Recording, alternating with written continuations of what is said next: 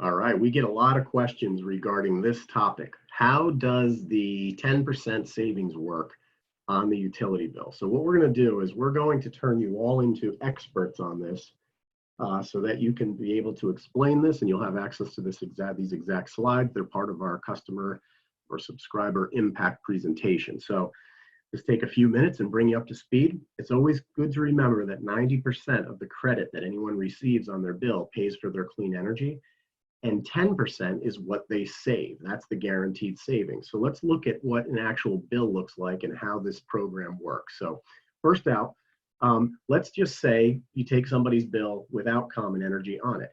So let's say they have a $200 electric bill, and $30 of that is basic service charges and taxes. Now, we can't discount the basic service charges or taxes on a bill, and that's why we can never say to people, you just get 10% off your total bill no matter what. That would be inaccurate. We don't do that. We don't say that. That's not what we teach. That's not what we train. And so anybody who's saying that, they're making that up on their own because we don't train on that. So $200 total bill, $30 is the basic service charges and taxes. That leaves the rest of the bill, which is basically the supply and delivery portions of the bill, totaling up to about $170. So that's where we can actually save money. So without common energy, if you don't have community solar, you're not getting any energy credits, clean energy credits. You don't get any 10% savings because 10% savings based on zero is still zero. So you're basically paying the full $200 electric bill without common energy, without community solar. All right, so now let's take a look at what a bill looks like with common energy. So after someone subscribes, they still have the same $200 electric bill. $30 is the service charge and taxes portion of the bill. $170 is the supply and delivery portions of the bill combined. Then what happens is a clean energy credit appears on that bill. Now that credit can be up to $170. It's not necessarily always exactly $170 because that clean energy credit is based on production from the solar farm.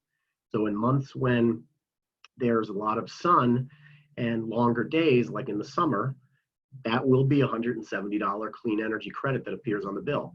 When there are situations where it's the winter and there's shorter days and less sun, that clean energy credit could be less than 170. But Common Energy tries to get it as close to 170 as possible every month based on the production of the solar farm. So again, we're working with solar panels here in a solar farm.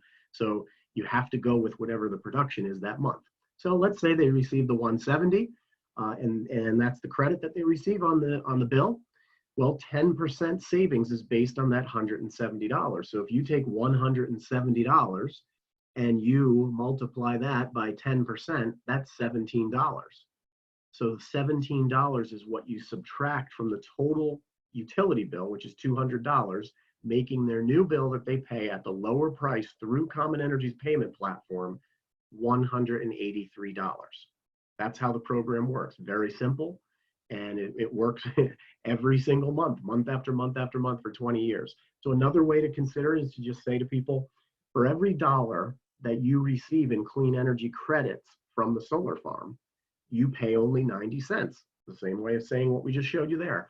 And then also, regardless of that credit value, which can go up and down, the energy credit can go up and down, but the 10% savings based on that energy credit never, ever changes.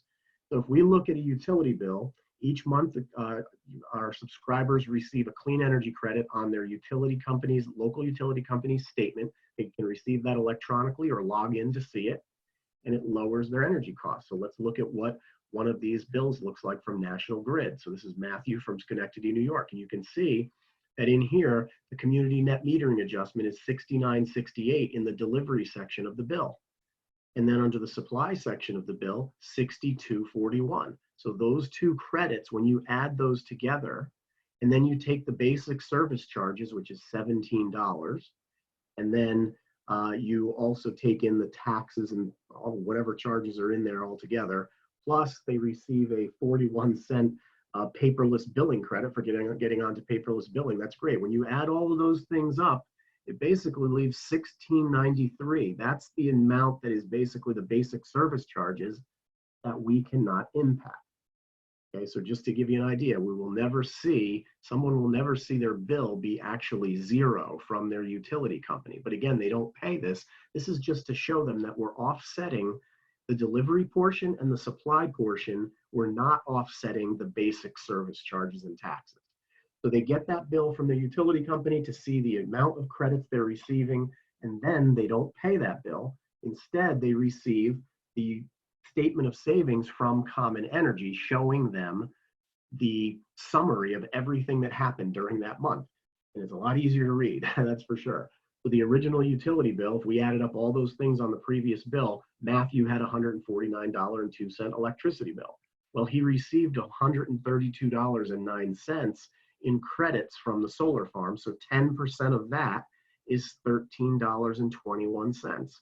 That is his total amount off of his total bill. Now again, his total bill, his original was $149.02. You take $13.21 off of that, and his new bill is $135.81. So Matthew saves $13.21 on a $149 electricity bill. So that's how the program works. And then you have the impact and savings there as well. And it's a very simple program. And we can always say this: you will always save 10% guaranteed, contracted for 20 years in writing every single month, month after month after month, based on the credits that you receive from production of the solar farm. So that's how it works. I hope that makes sense to everybody, and use it and get the word out to everybody. Thanks.